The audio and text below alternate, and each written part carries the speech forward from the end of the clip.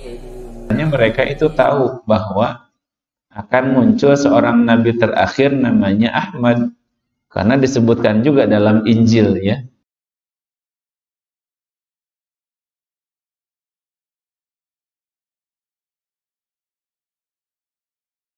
Bismillahirrahmanirrahim. Assalamualaikum warahmatullahi wabarakatuh. Alhamdulillah hadana li hadza wa ma kunna linahtadiya laula an hadanallah. La ilaha illallah wa asyhadu anna Muhammadan abduhu wa rasuluh. Allahumma shalli ala Muhammad wa ala ali Muhammad. Sallallahu wa barik ala Muhammad wa ala ali Muhammad. Barakta alamina innaka hamidin. Allahumma alimna ma yanfa'una wanfa'na bima wa bersyukur kepada Allah Subhanahu wa taala. Dalam hari ini kita dapat hadir lagi dalam kajian Riyadhus. Mudah-mudahan dengan kajian hadis kita lebih mengetahui tentang bimbingan Rasulullah SAW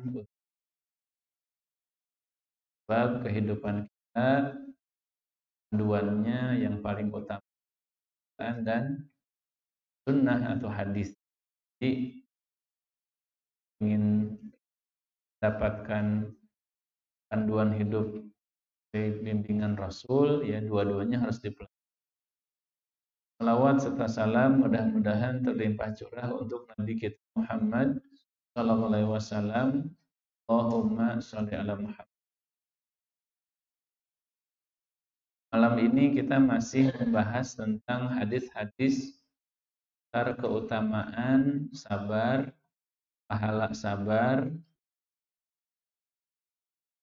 Dalam hal apa saja kita harus bersabar. Dalam kitab Riyadhus Shalihin ini hadis-hadis tentang sabar cukup banyak.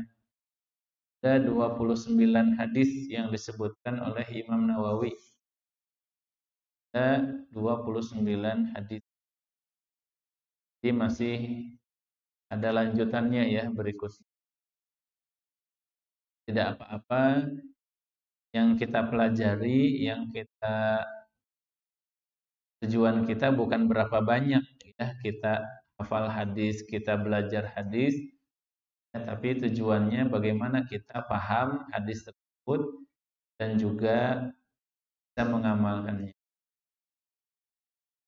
Baik, malam ini kita mulai dengan hadis nomor 12 dalam bab sabar, atau hadis nomor 36 dalam kitab Riyadhus Shalihin. Masih membahas tentang sabar.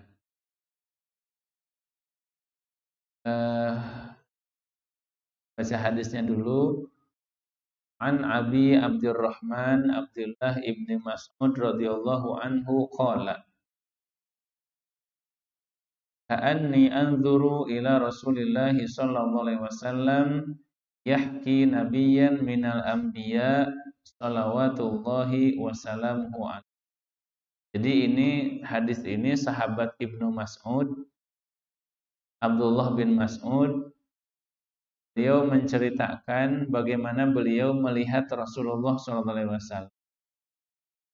Jadi kata Ibnu Mas'ud, saya pernah melihat Rasulullah SAW. Saya pernah melihat Rasulullah SAW menceritakan tentang seorang nabi, terdahulu. Darabahu qaumuhu fa'adamahu. Yang nabi ini dipukul ataupun disiksa oleh kaumnya. Dalam penjelasannya disebutkan bahwa nabi ini adalah, kalau menurut Ubaid bin Amr ya, nabi ini adalah Nabi Nuh alaihissalam. Bahwa nabi ini nabi yang dia berdarah-darah karena dipukul ataupun diperangi oleh kaumnya adalah Nabi Nuh. Sementara Imam Al-Qurtubi mengatakan bahwa Nabi ini adalah Nabi SAW sendiri. Jadi Nabi itu menceritakan, tidak menyebutkan nama, tapi yang diceritakan adalah Nabi sendiri. Darabahu qaumuhu fa'adamahu. Nabi ini dipukul, ya, disakiti oleh kaumnya sampai Nabi ini berdarah. Wa huwa yamsahu dama an wajhihi. Kemudian Nabi ini mengusap darah, ya, dari wajahnya atau dari bagian kepalanya. Sambil Nabi ini mengatakan, Allahumma gfir li qaumi. Bukan mengatakan, ya, berdoa. Nabi ini ketika disakiti oleh kaumnya, diperangi, dipukul oleh kaumnya, bukannya marah ataupun melaknat kaumnya, tapi Nabi ini malah mendoakan kebaikan. Allahumma gfir li qaumi fa innahum la ya'lam. Ya Allah, ampunilah kaumku karena sesungguhnya mereka itu kaum yang tidak berpengetahuan, ya, kaum yang tidak berilmu. Hadis ini hadis yang sahih, riwayat Bukhari dan Muslim. Jadi apa pelajaran dari hadis ini tentang kesabaran? Yang pertama, hadis ini menunjukkan kesabaran para nabi. Ya, kesabaran para nabi. Para nabi itu adalah orang yang ujiannya paling berat. Ya, para nabi, kenapa para nabi itu kedudukannya sangat tinggi, keimanannya sangat kuat? Karena ujiannya juga sangat berat. Dan disebutkan bahwa keimanan seseorang itu berbanding lurus dengan ujian. Semakin kuat iman seseorang, maka semakin berat juga ujiannya. Tapi kalau iman seseorang itu lemah, ya, ujiannya juga biasa-biasa aja. Jadi jangan dikira jadi orang soleh, jadi orang bertakwa, jadi orang taat itu mudah. Ya sama seperti orang mau punya kedudukan yang tinggi, kelas yang tinggi, derajat yang tinggi di dunia, pasti usaha dan kerja kerasnya, kesabarannya harus berlipatkan.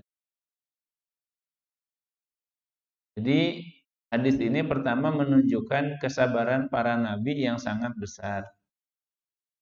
Kemudian yang kedua menunjukkan bahwa hadis ini, bahwa akhlak para nabi itu membalas keburukan dengan kebaikan.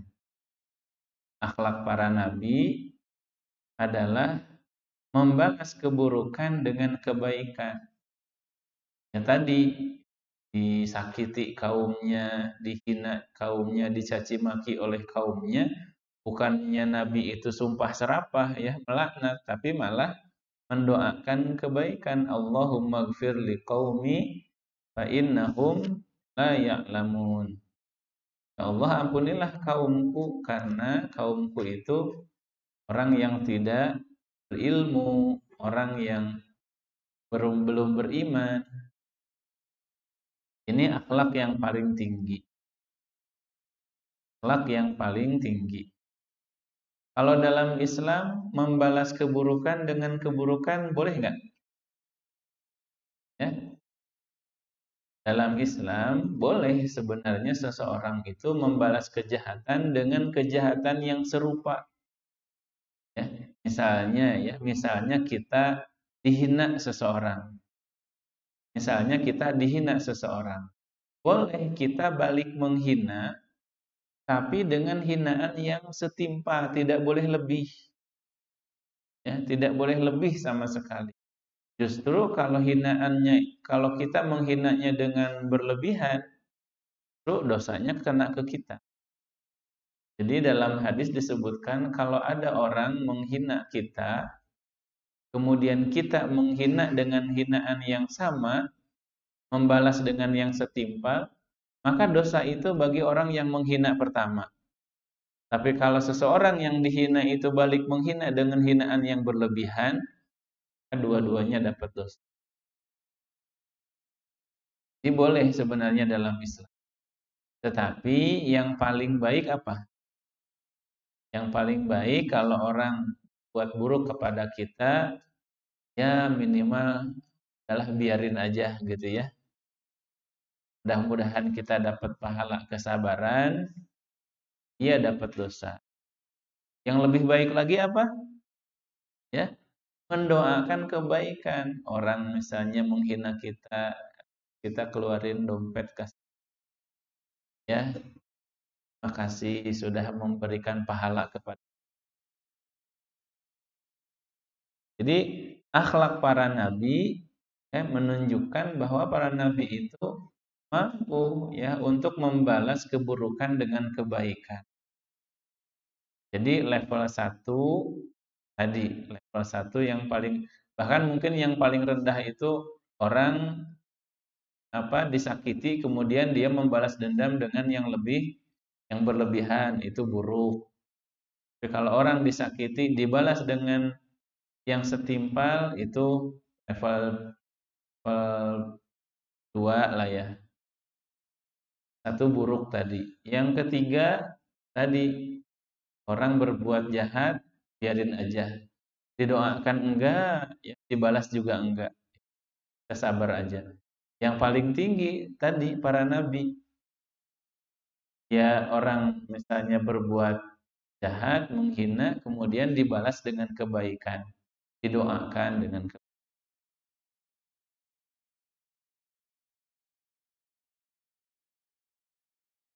Dan Nabi SAW juga pernah ya, Nabi SAW dalam peperangannya, ya, dalam jihad Nabi SAW, ketika Nabi berdakwah ke Taif, ya, Nabi dilempari batu sampai Nabi kakinya berdarah. Pernah. Makanya betul hadis ini, bisa jadi Nabi itu menceritakan seorang Nabi terdahulu, atau Nabi malah menceritakan dari Nabi sendiri, ya, Nabi sendiri. Baik, itu hadis yang pertama. Kemudian hadis yang berikutnya, ini masalah sabar juga, ya. Jadi sabar itu sebenarnya, atau musibah itu kalau kita bisa memahami justru mendapatkan kebaikan.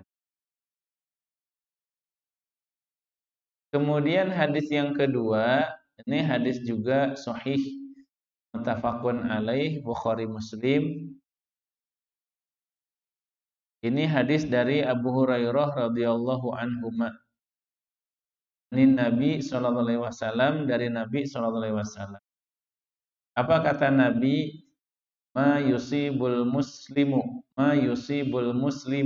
min nasabin wala wasabin wala hammin wala hazanin wala adha wala ghammin hatta syaukata yushakuha illa kafarallahu biha min khotoyahu. Tidaklah menimpa seorang muslim nasab. Nasab itu lelah bekerja, lelah berusaha. Wala wasabin, ya, wala wasabin,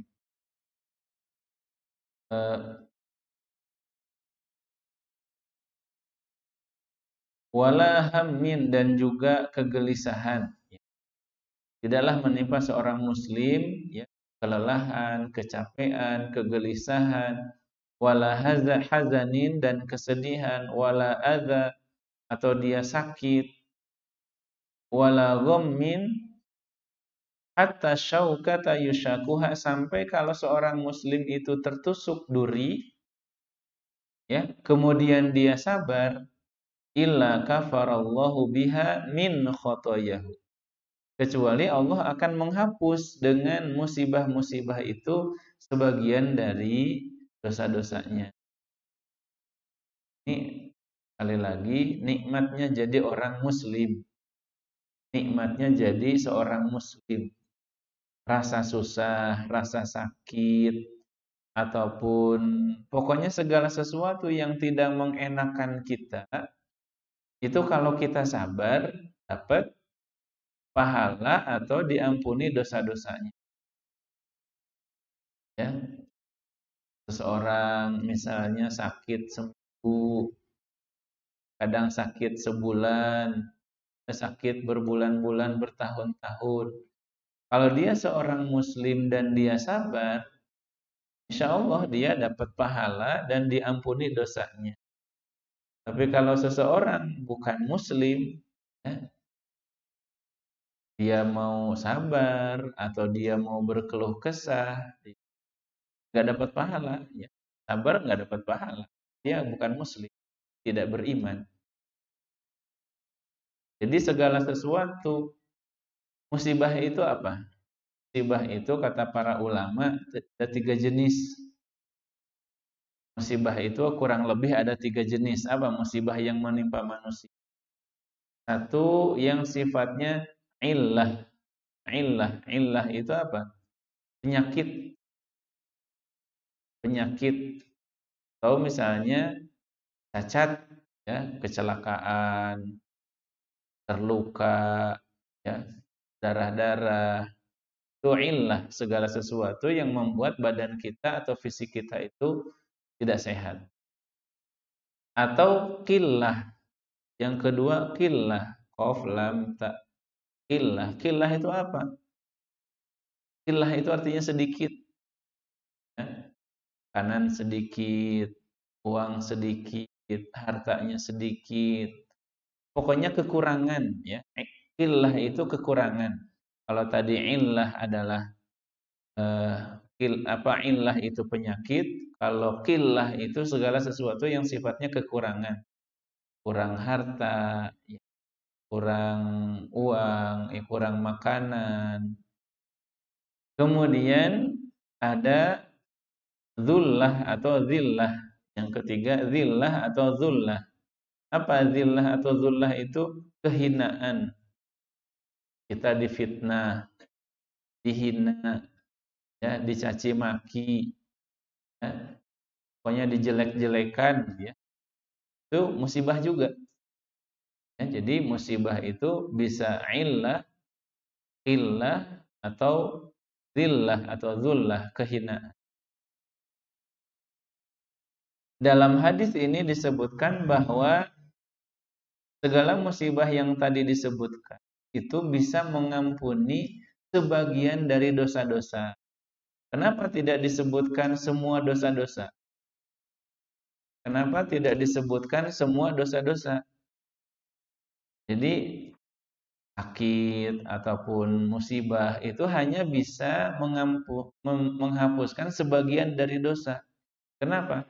Karena ada sebagian dosa yang tidak bisa dihapus dengan kesabaran. Dosa besar, ya. Dosa-dosa besar itu tidak bisa dihapus kecuali dengan seseorang bertobat. Tobat. Jadi kalau misalnya dosa kecil kan banyak amalan-amalan yang mengecil. Jalan ke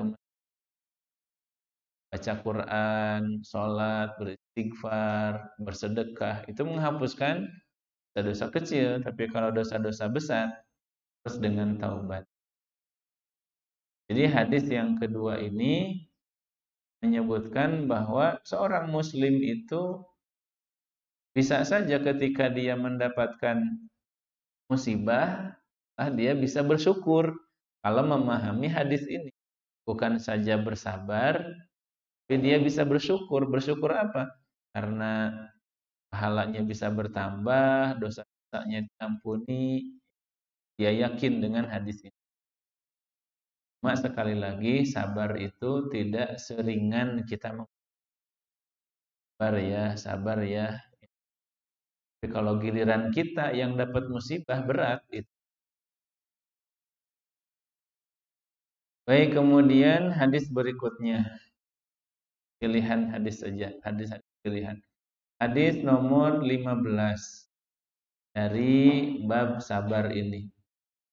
Hadis nomor 15. Ini hadis dari Abu Hurairah.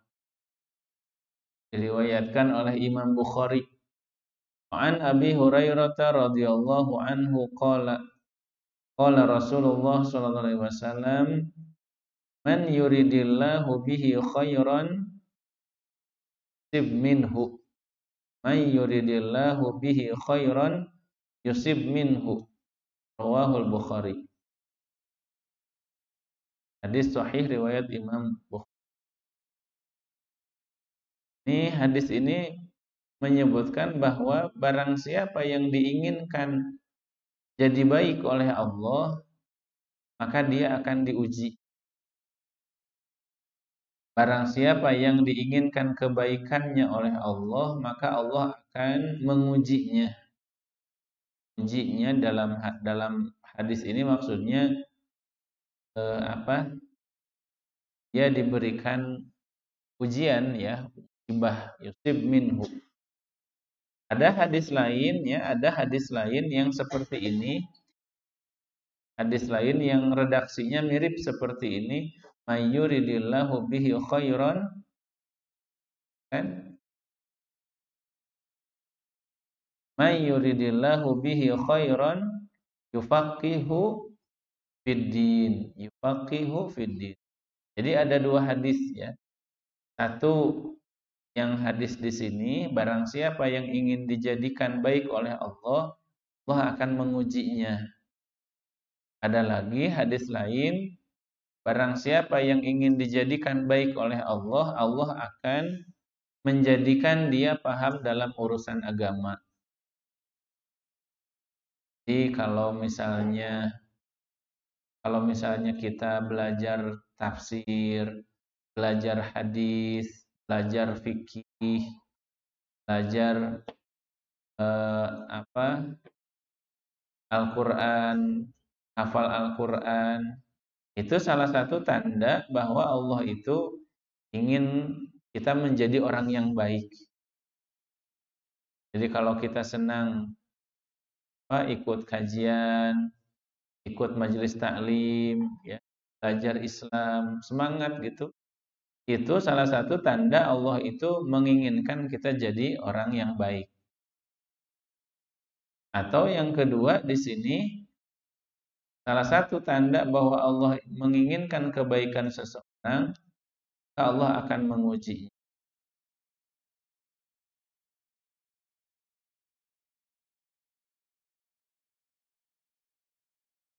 Dalam musibah itu minimal ada dua kebaikan. Dalam musibah itu minimal ada dua kebaikan atau tiga kebaikan. Kebaikan yang pertama, kalau seseorang diberikan musibah oleh Allah, diuji oleh Allah, adalah kalau seseorang diberi musibah oleh Allah, maka orang beriman diberi musibah oleh Allah, maka dia akan kembali kepada Allah, akan dekat kepada Allah, beristighfar, banyak berzikir, ya mungkin banyak bersedekah. Kan biasanya begitu, ya. Orang jadi dekat kepada Allah kalau lagi diuji. Kalau lagi sehat, ya, banyak duit, usaha lagi sukses, biasanya gimana? Jauh, ya. Ada aja yang kecuali yang dirahmati oleh Allah, hanya sukses, sehat, ya, hanya maju, tapi ke masjid nggak pernah telat, ya. Sedekah juga rajin, ada juga, alhamdulillah, itu orang-orang pilihan. Tapi biasanya manusia kalau lagi senang, lagi cukup, ya, lagi sukses, maju, banyaknya lupa. Ya, salah satu kebaikan dari musibah itu adalah ketika dia dapat musibah, maka dia lebih dekat kepada Allah. Kan banyak orang yang jadi berbalik 180 derajat kehidupannya ketika pernah mengalami sakit, gitu. Teguran dari Allah. Kemudian yang kedua, kebaikan dari musibah itu tadi dihapuskan dosa, dan yang ketiga diberikan pahala. Makanya kalau kita sakit, apa doanya supaya kita sakitnya jadi pahala?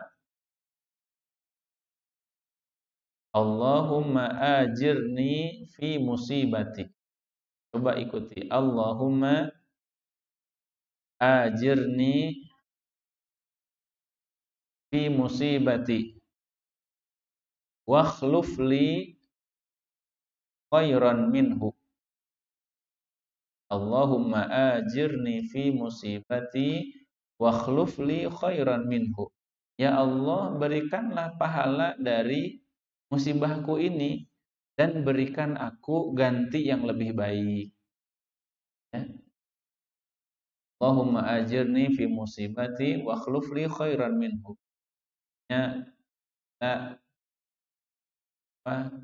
uang kita dicuri orang, atau rumah kita kecurian, atau kendaraan kita kecurian, orang mencuri uang atau kendaraan kita. Doanya ini, Allahumma ajirni fi musibati, ya Allah, berikan aku pahala atas musibahku ini, wakhluf li khairan minhu, dan ganti ya Allah dengan yang lebih baik. Ya.